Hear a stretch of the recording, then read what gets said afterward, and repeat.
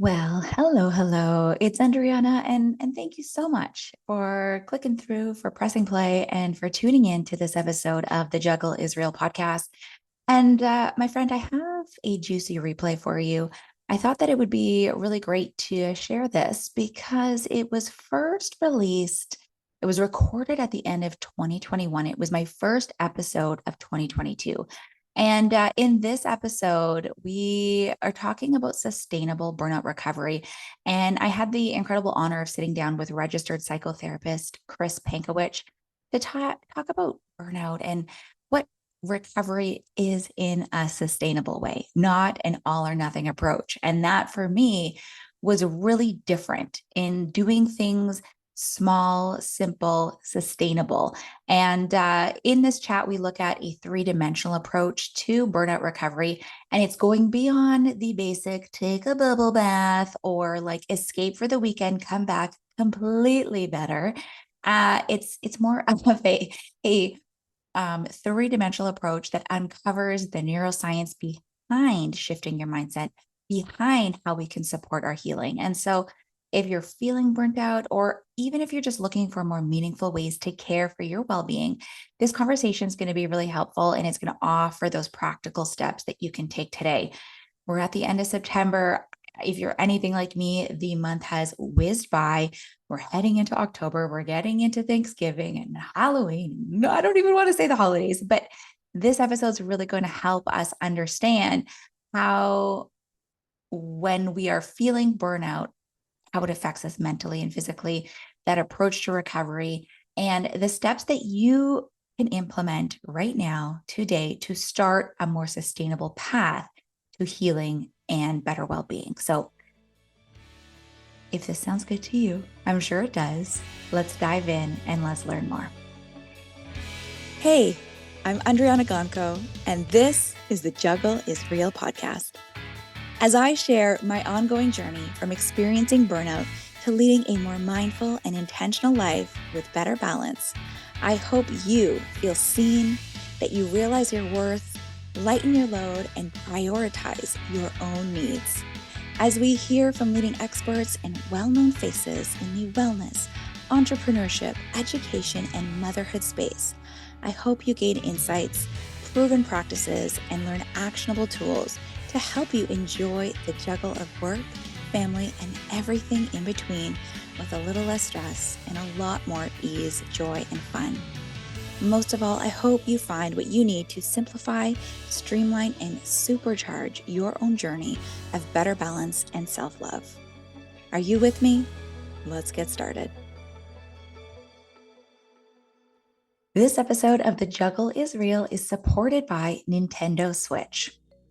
And now, if your family is anything like mine, I kind of have a feeling it is, fall is the busiest time of year for you. You know, you've got school and sports and extracurriculars and like just life, right? Life is lifing.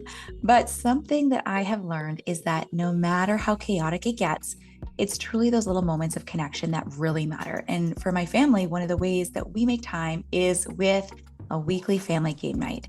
And truly, no game night would be complete without the Nintendo Switch OLED model. It has become a family favorite for us because we can all play together on the TV, or the boys can use it in handheld mode when we are on the road, when we're traveling to hockey or for tournaments. It's portable and it is perfect for those busy and those in-between moments. As a mom, you know, I love versatility. And right now, we are obsessed with the Super Mario Brothers Wonder. This game is set in a new world called the Flower Kingdom. So every time we play a new course, something surprising and fun pops up. Plus, with up to 4 players, it's great for all of us to play together, no matter our skill levels. Referring to myself, not that good compared to my kids, but it truly is a lot of fun.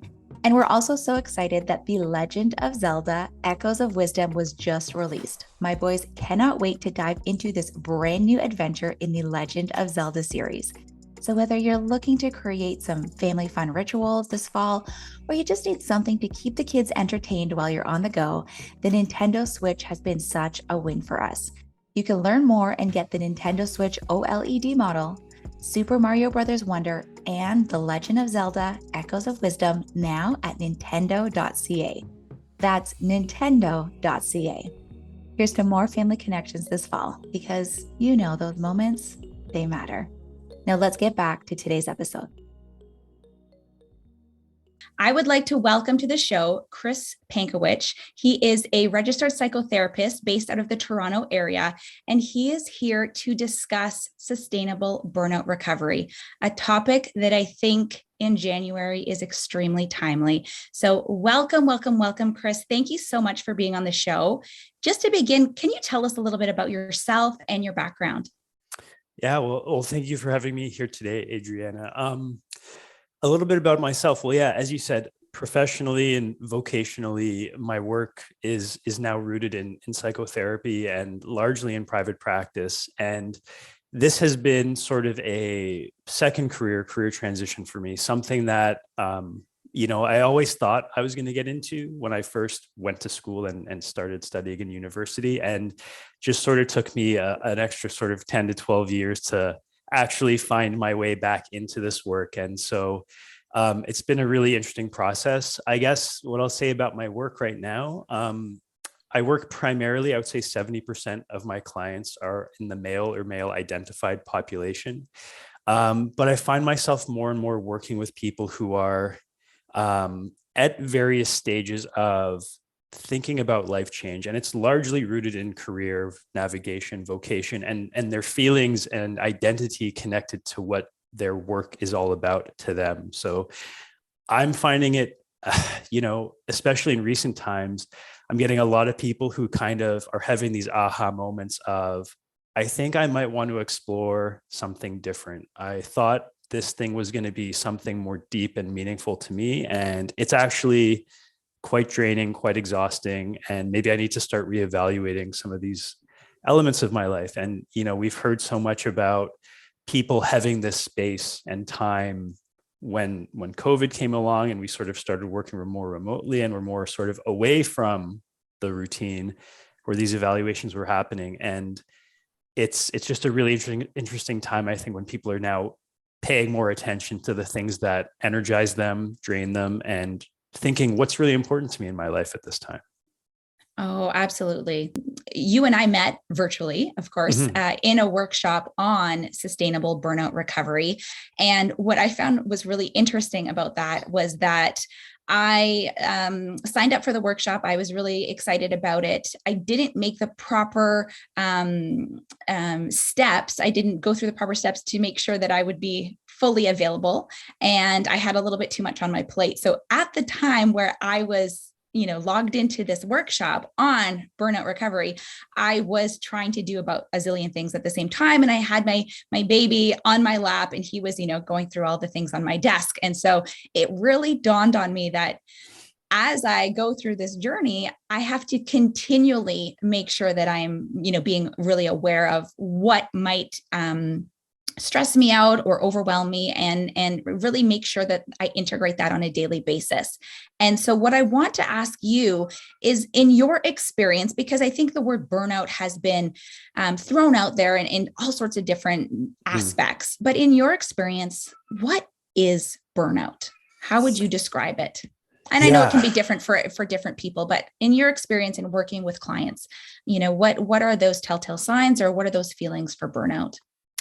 Yeah, it's a great question. And I think the word burnout originally came from workplace related research, starting in the field of healthcare on just excessive stress, pushing people past their actual physiological limits of what they can handle. And I shared, I think, in that workshop, right? The WHO has this kind of vague and minimalist definition of like workplace stress that has been failed to be managed successfully.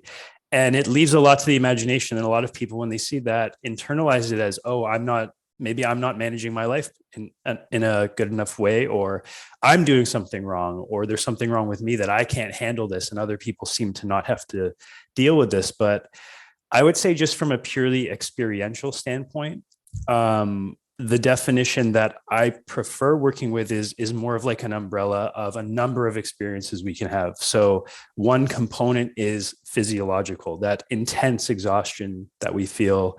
And it's not just like, I've had a long day, and I'm tired and I need to rest. Like that's, I think, a healthy way to listen to your body. And life, like what you just described, a busy mom with a number of children at home that need a lot of love and care and affection from you, juggling a career and also running a household, like it's totally natural to be like, well, some days this is just like I'm at my limit, especially if like we don't get a great rest the night before or something like that. So the physiological exhaustion is more like this is prolonged and starting to have serious consequences in my day-to-day life. Maybe I can't show up for my family anymore. Maybe my partner and I are like, suddenly like ships passing in the night. We're not even showing up for each other. And I'm too tired to do my work. I'm too tired to do the other things that I normally am able to do. So that's one thing. Another component is in more the emotional realm. And typically when we get burnt out, the emotional part, it's more kind of like a reactivity, a frustration, but also a shutdown of our ability to have empathy, whether it be self-compassion or empathy for the people around us. And so in the workplace context, this is a really challenging aspect of burnout because all of a sudden we're starting to look at people differently. We're dehumanizing them. Maybe they're dehumanizing us, and we're not actually collaborating as a team. And the workplace culture can become very toxic. Another big piece is lack of enjoyment in things that we used to love doing or find fulfillment in. So maybe we don't always love our work, but we found it fulfilling. And all of a sudden, it's not just enjoyment, but we actually don't feel capable as we used to. So a loss of self-esteem, loss of self-efficacy in being able to do our jobs. And now all of a sudden there's this cycle that can start and pull us down into this spiral of really being burnt out that can be really dangerous and troublesome for our day-to-day life and our long-term health. Oh, absolutely.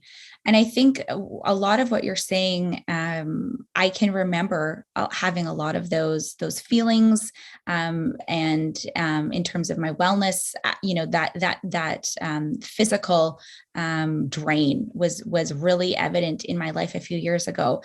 And what I really enjoyed about your workshop was your approach.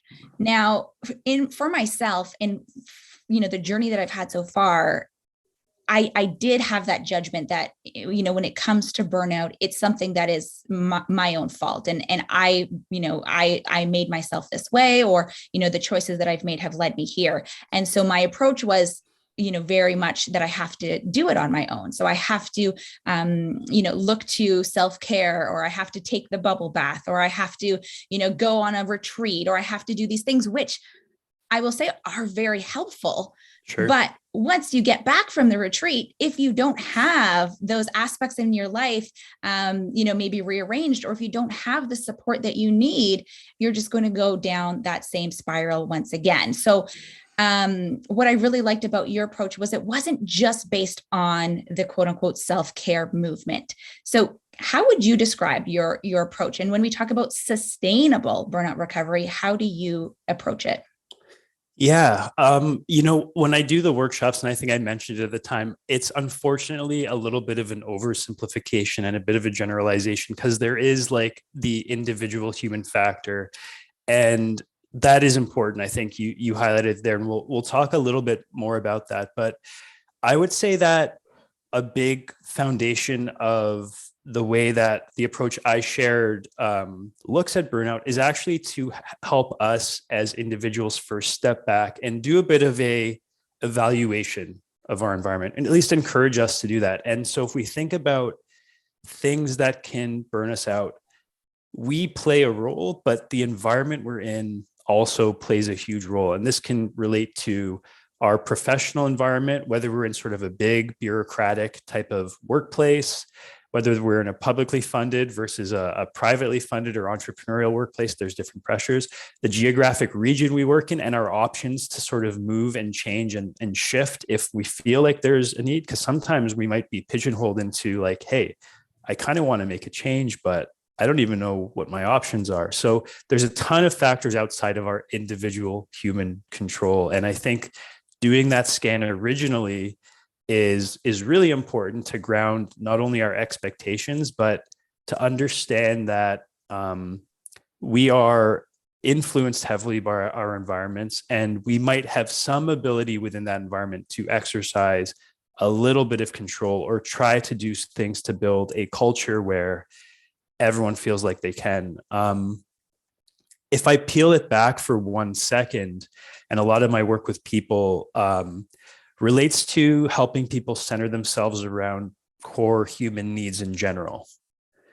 And one of my mentors that I've worked with has conceptualized this as sort of these 5 categories, these 5 bowls in our life, that everything we do, whether it be work, personal life, relationships, is sort of this quest to fill these things up in some way. And it's this idea that there's a need for safety and trust, a need for freedom, a need for power, a need for connection, and a need for recognition. And those are universal human needs that we all have our own ways of doing it and conceptualizing what that means. But if we sit back and think about those needs and how much our work, our vocation, our work identity is connected for us to being like, I want to try to fill these up every day, we can start to see that when they're constrained or depleted because of our work, how much that can lead to burnout, if that makes sense. It does. It really does. And I love and I'm going to get you to repeat those again. I love those 5 areas. At the most basic, when we look to, business and strategy, and we can bring in something that we've probably seen in our past textbooks, or if we ever took psychology, was the whole concept of Maslow's hierarchy of needs. And kind of what you're touching on is kind of like, if our basic needs are not met, then we cannot look any further. And as busy parents, if we have not slept well, if we are not eating well, if we are not, drinking enough water at it's our most basic level, we are not giving ourselves what we need to be able to move on to the next stages and to be able to, really feel fulfilled in those other areas that you mentioned. So when we are looking to burnout recovery and looking at a self-care perspective, how can you incorporate more of that 3-dimensional approach? And it's not just the bubble baths. Like what else can we be doing to help fill our cup, so to speak, in those 5 areas that you have pointed out? Yeah, well, in the model that I shared, sort of, it was kind of looking at ways to take action more so strategically and pragmatically in our lives. The context of when we did the workshop was workplace oriented, but it kind of translates to us seeing how maybe we could do this in our personal life as well. But looking at a few of the dimensions a little bit in isolation and thinking, what's something I can do? So if we look at the first one, physical exhaustion, prolonged exhaustion, what I shared was that, a lot of the research kind of says, well, if we can start to learn more and more about the actual things that exhaust us, it might be surprising to see that the perception of what we think is really tiring is not exactly what the research says is the thing that exhausts us the most. And so when we think about our workplace, or maybe even in our personal life, ambiguity of things we're trying to accomplish actually is extremely exhausting. And the road to that essentially is that when a task, whether it be like, hey, I've been given this project at work to manage, or one of my deliverables for this year is this, and it's really vague and it's really unclear, it leaves a lot of space for the mind to start processing and pull in some sort of fear-based processing because of the ambiguity. I'm unsure of the path to achieving this. I know it's been put on me. Now I'm starting to kind of worry. And that worry can pull us into a state of fearfulness, scarcity.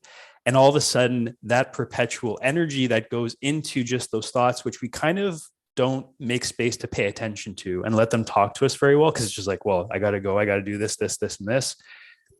In the background, it's actually pulling and draining our energy over a long period of time. And so that particular step that I shared was all about, hey, if we can have some self-compassion and awareness to say, hey, this thing actually is worrying me, and I haven't really admitted it to my colleagues or to my managers or to my partner. And even if I have admitted it, maybe they're not in a good headspace themselves to actually sort of say, okay, tell me more about that. What can we do? But it's actually bringing action to say, hey, maybe we can go through the thing that I'm really feeling this ambiguity about and take steps to bring it more clarity to it. It kind of counters the conventional wisdom that when we're in a space and people seem burnt out, they're like, hey, what can we do? Well, hey, let's take a day off and do something fun and relaxing. And positive, which is more like, hey, that's a self-care thing, which can be great for our well-being. But the research kind of shows that it would actually be much more valuable and beneficial to take a day to really work on that ambiguous, fearful thing, because it's going to pay off in dividends in comparison to just a day away, if that makes sense.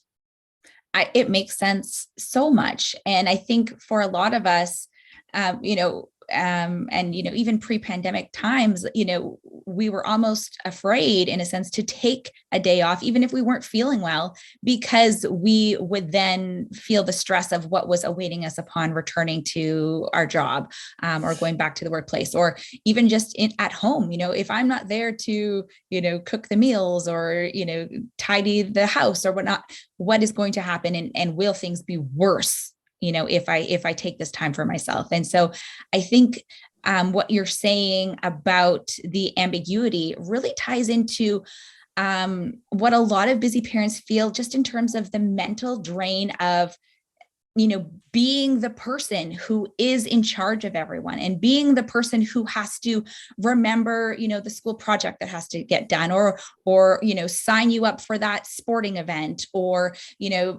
take out the trash, or whatever those tasks are.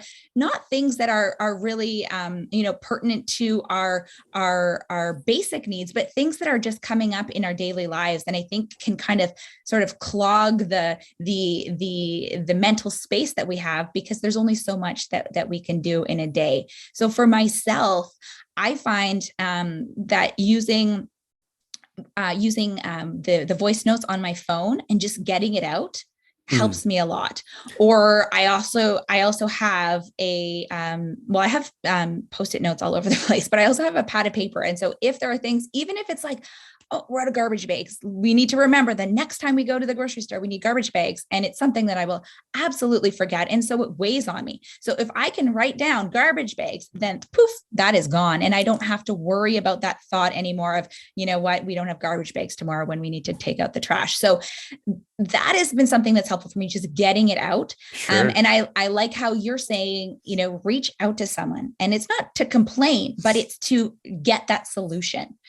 So if you don't have someone at work, or if you don't have, perhaps a partner, where else can we go to get this help to kind of talk it out and to take this sort of mental drain and lessen it for ourselves? Yeah. And before I quickly jump to that answer, actually something you said, Andryanna, really, really sat with me, is that you bring up this idea that I think life can start happening really fast, and there's precious time to actually make space to just even be in relationship with ourselves. And the truth is, even once you get to the stage where you have all these dependents and people and things you're responsible for, there's still that same, let's call it, inner child within ourselves that has all those needs that,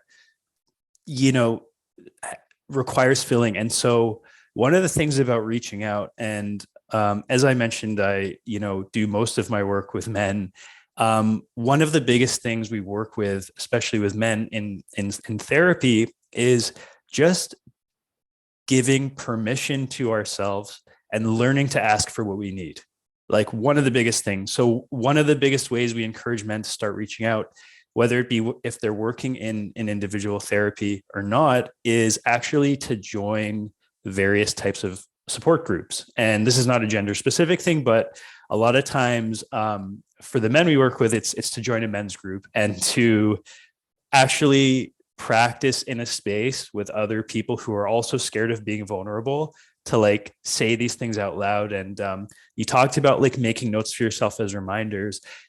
I've also found that saying things out loud is a natural shame reduction mechanism. It sort of helps us just get it out and be like, oh my God, I am kind of scared. I am kind of nervous. I am worried. And hearing that we're not alone, it really starts to reduce the pressure on feeling like we have to be superheroes all the time, do things ourselves, and notice that, okay, everyone else is secretly having all these same fears and worries, but we don't talk about it with each other. And unfortunately, even in our friend groups, we tend to keep things more superficial. So yeah, there's lots of options. I mean, if you have the ability to reach out to someone who works as a professional in the space, it may not be to like do in-depth therapy, but they could definitely help with system navigation to say, hey, here's some social groups. Taking the step to just call people and say, how are you? Like, we live in a generation now where WhatsApp groups and things like that have become very prevalent for communication. And I think at times it pulls away the depth of authentic relationships. So there's a few mechanisms, but one of the things I said in the workshop too was like, if if you feel like you can do it, if it feels like a safe space, it's not always a safe space, but reaching out to someone in our work environment that may be also feeling with it, especially in this virtual environment where we're kind of more naturally disconnected and isolated, to say, hey, I'm actually feeling kind of scared or nervous or unclear about my work. Just starting that conversation can be huge. Yes. And I say it, and I will say it again. Give yourself the permission. Give yourself the permission to feel how you need to feel and to go through the motions of doing what is right for you. And I really appreciate that you are sharing with men specifically that it's okay to be vulnerable. I think speaking for myself and a lot of the moms and people that I speak to, women specifically, we feel like we need to give ourselves permission to be imperfect. And our vulnerability comes from a society that expects so much from women and from moms and from working moms.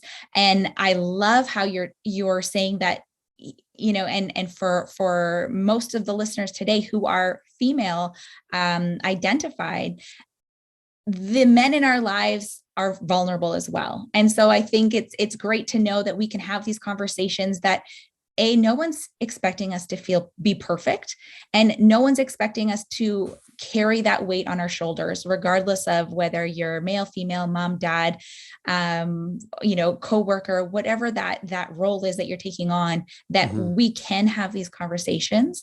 And if you are the one to be that person to start it, I think you'll find that, we are all in it together and we all want to help one another. So I think it's really great that you've sort of, started that conversation with your clients, especially. And a lot of just reaching out is a sort of a function of mindset in general. And from my experience, I know that my personal mindset plays a huge role in how I'm showing up for my family, how I'm showing up in my career. And having those conversations, I think, is one way to change our mindset and to get us going on that more positive path to feeling better. Can you explain in your experience how just shifting our mindset, perhaps looking at changing our thoughts, how that can play a factor in recovering from burnout or that overwhelm?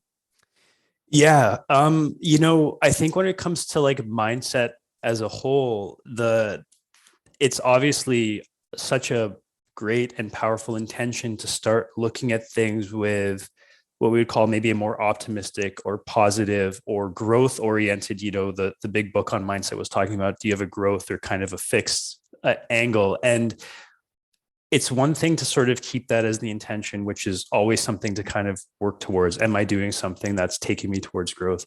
The challenge, I think, that comes with us as individuals, and one of the schools of therapy that I think really touches on this is this idea that rather than us being one thing, we're actually this composition of all these inner parts, and these parts that are at varying stages of their own evolution to contribute to our overall self, and they show up in different ways. So when it comes to mindset,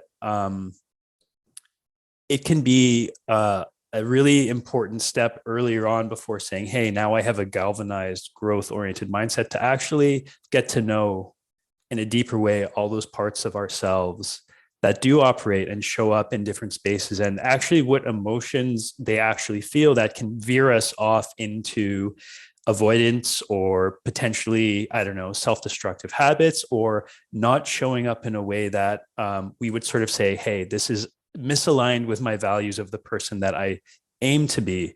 And this is one of the biggest challenges of being human, is that we constantly go through this process of our life of taking care of things, but also wanting to learn more about these parts in ourselves that have needs. And, you know, when I think about my own journey, when it comes to being burnt out before in my career, I started learning more and more that there is this part of myself that would show up on the surface. Like, so from the outside, people would see like, oh, this guy's ambitious and he's always got ideas and he's always pushing for more.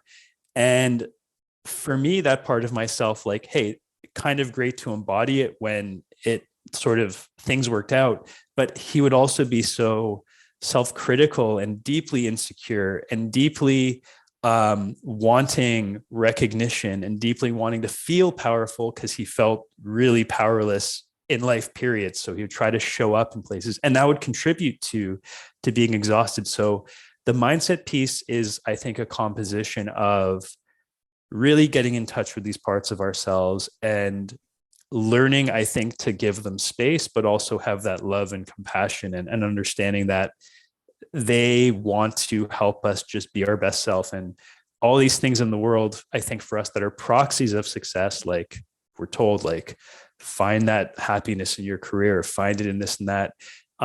It's more so having the mindset that if I find that within myself, to be able to be more present, adaptable, moment to moment, those other things kind of become a little bit less fixated as the important things, and more like, okay, I can show up to those things as well, and they are important, but they're not everything, you know?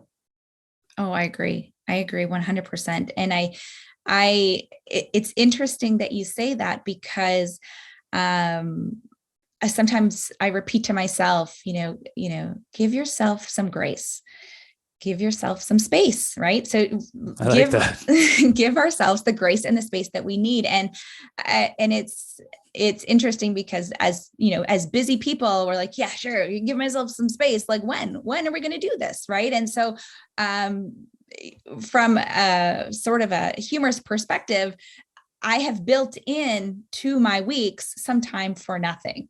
And so during that time, I like to journal or daydream, or, listen to podcasts that I feel are, sort of motivating from that spiritual perspective. But it's actually built into my day. I have it structured so that I can allow myself that grace and that space. And it's kind of funny, because if when you think about daydreaming, for instance, you think of, just, being, one with yourself and letting go. But for busy individuals, that can be very difficult to do, because it then is taking you away from one of those really important things that needs to get done. So I have found it helpful, and it can be 15 minutes, right? We don't have to, take huge, a whole week off and run away on a trip, although that would be wonderful as well.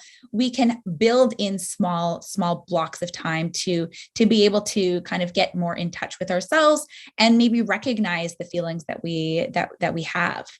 So I think that has been helpful for me, and perhaps it can be for some listeners as well. Are there any other sort of little tips or strategies that you have found to be helpful for yourself, for your clients, when it comes to sort of implementing that mindset or looking to make that shift in such a busy society? Yeah, well, you already touched on, I think, one of those other three things we talked about in the workshop was that idea of balance within a day. And you said, well, hey, it could be great to run off for a week and do a vacation, but I don't know if anyone else would relate to this, but I've also had times where there was like a planned vacation, time to take away. And because I wasn't doing anything to take care of myself leading up to it, the vacation was not something I could be present in and enjoy. I was still stuck in all of my negative energy and negative space that was sort of like, I could have been here anywhere and I would have been the same, wherever you go, there you are kind of, idea. So I think you brought up a really important point that when we put things into our calendars, whether it be our Outlook calendar, the thing that sort of centers our life around every week, if it's, we're busy and working, it does create a legitimacy for that being like an important thing that you've already proactively planned to do. So yeah, it's really about putting in these little things each day. I would say is more important than doing that sort of treadmill of like work to burnout and then take a couple of weeks off. The other thing, I guess, that we talked about in the workshop itself was this concept that, and this is taken from the positive psychology movement and reframing how we're looking at goals. And are we composing our goals and objectives in a way that's written or thought of to avoid potential negative consequences in life? And are we doing it to sort of towards something positive, towards something growth oriented? And that can be a whole journey unto itself, to actually sit down and be like, oh wait, when I think of things, am I always thinking to avoid negative outcomes, or am I trying to even write things to approach positive ones? And is my workplace culture doing that? So when we are actually practicing, and this is where that movement of like practicing gratitude and journaling and sort of what are a few things I was grateful for in my day, it's actually mental exercise. So the brain, like any other part of our bodies, if we're thinking about like going to the gym and working them out, that's how we make our muscles stronger. The brain needs these opportunities. And it's sad to say, a lot of people, we maybe are brought into the world in an environment that's very negative outcome focused, and those muscles get a lot of exercise. Or we're in a workplace culture for years where, like, for some reason out of our control, that's the way that goals and objectives are set. Again, like going to the gym and working out those negative reinforcer muscles all the time. So when are we making space to like write down goals that are positively adjusted? And it might sound trivial or overly simplistic, but just doing that repetitively does contribute to building up the capacity for optimism and fights against a cynical mindset really taking hold. Wow. I love that, because for some of us, the concept of practicing gratitude or journaling or having that positive mindset, people say, oh, that's just woo woo, or that's, but, understanding that there is a science behind it. And there are, there's research that has been done that shows that, being grateful for what you have, or taking the time to think about those positive things in your life, can then, map out those areas of the brain that then make you feel more grateful on a daily basis, or, that those feelings will then expand and lead to better things, instead of, going down the negative spiral that of course leads to, more negativity. So, I appreciate that, from a psychotherapy standpoint, that, this is real. This is the real deal. This isn't just, sitting on a beach and meditating and turning into a monk or something along those lines. These are small things that we can be doing on a daily basis that will help us to feel good, and then can lead to us expanding and doing bigger and better things without the overwhelm and the stress.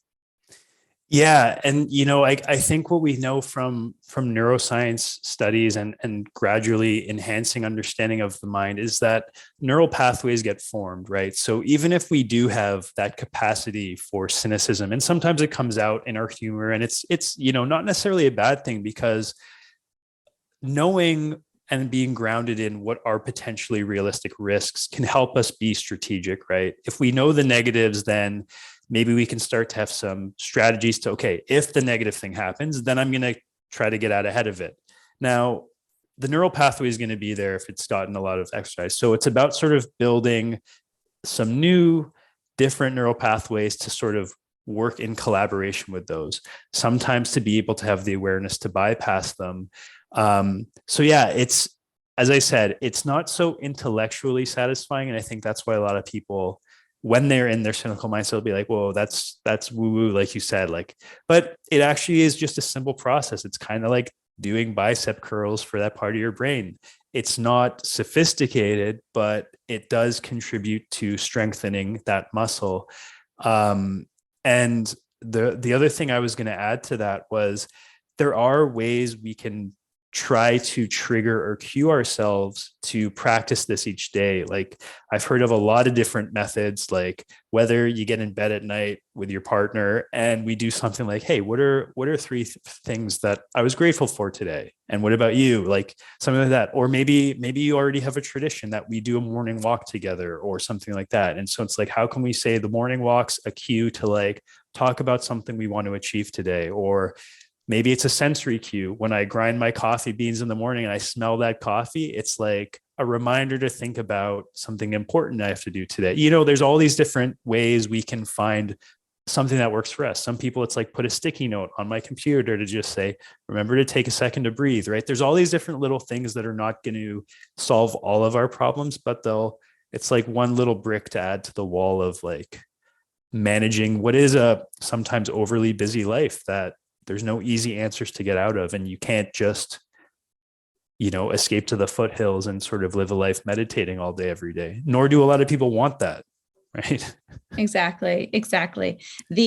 Those are some really great ideas. And I think that it's really nice that you can incorporate friends or family members as well. I know that something we like to do is at the dinner table, we talk about what we are grateful for. And it started as a Thanksgiving tradition. And then we kind of thought, well, why are we limiting ourselves to this just one time a year? And so we say, what are some things that happened today at school or, throughout the day that you are really thankful for? And sometimes we talk about what happened that maybe you're not as happy about either. And then that then can lead to any lessons that have been learned, or perhaps, shining a positive light on it, just for, making it through and, how we can do better perhaps next time. And so that has been a really, really important part of our days. And I think it's been helpful for us as a family to grow and to have the conversations, to lead our children, hopefully, to understand that they can have the conversations and that they are then, creating those pathways, as you mentioned, to have that positivity and to be able to, quote unquote, look on the bright side when these things are coming about in their day-to-day lives, when maybe we're not around. I think that we're really just skimming the surface here. I think we could talk about this topic all day. And I guess it's kind of something that you do talk about a lot in your private practice. But just as a closing note, you've given so much great information and some advice, but it's a new year. We're starting January. If we're feeling burnt out, or even if we're not quite at that point, but we can see ourselves maybe leading down that pathway, where should we start? And what can we do today, right now, after listening to this podcast, to better support our well-being and maybe, if we are burnt out, to get on a path to recovery? Yeah. I think jumping off what your own family strategy is around that dinner table type conversation, it sounds like you're doing things to make space for the positive, the challenging. And so I guess the takeaway that I think is really important that we can start doing today is to maybe reframe ourselves from like, I want this to be a successful year, and maybe start thinking that I want it to be a more authentic year. And that means, well, authentic living is knowing that all of these things that I feel, this capacity for these emotions, whether they're the joyful, happy emotions or the more intense, sad or angry or frustrating emotions, they're all with us for a reason, and they want space to be heard and felt, and they can help guide us if we make a little bit of space for them. So that could be through these family conversations, through conversations with ourselves or with our partner. And the biggest thing I think that people maybe are hopefully waking up to more is like learning to ask for what we need. And it doesn't necessarily mean seeking professional help, but like, I think a lot of us feel like we need to do everything alone, whether it be career or raising children. And, you know, this is not normal to human history, right? It was typically more of a, it takes a village mentality. And I think in Western culture, we shifted really far away from that, where everyone had this super individualistic, or I need to do this alone thing. So maybe even reaching out to the people that, you know, whether it be friends, parents, siblings, partners, even maybe asking our children, depending on what their capacity is, to say, hey, like, you know, here's what I'm feeling right now, and here's what I need. And maybe like, if everyone's doing that, then everyone can start working together to give space or provide support. So that's probably the first thing. And for anyone who's listening, who's maybe interested in doing a little more of that depth, self-focused work, and if you've never sort of embarked on that journey, you know, I'd always be happy to connect, to either point you in a direction of someone you could work with, or give you any other sort of resources or literature to start with. Thank you. Thank you so much. A more authentic year. That's so great. I think that's going to be the top of my New Year's resolutions. Not that I really make resolutions, but a more authentic year. I think that's really beautiful. And I think that can really flow and take on, you know, any sort of new wonderful meeting. But I think that's really helpful. Chris, thank you so much for your time today. If any of you would like to connect with Chris further, I am going to put some contact information in the notes for this podcast episode. So please feel free to reach out to Chris if you want to continue this conversation. And I will continue this conversation, you know, through Instagram and through other podcast episodes. But my sincere appreciation to you for taking the time to chat with us today, Chris. Thank you so much. Yeah, it was a pleasure. Thank you for having me.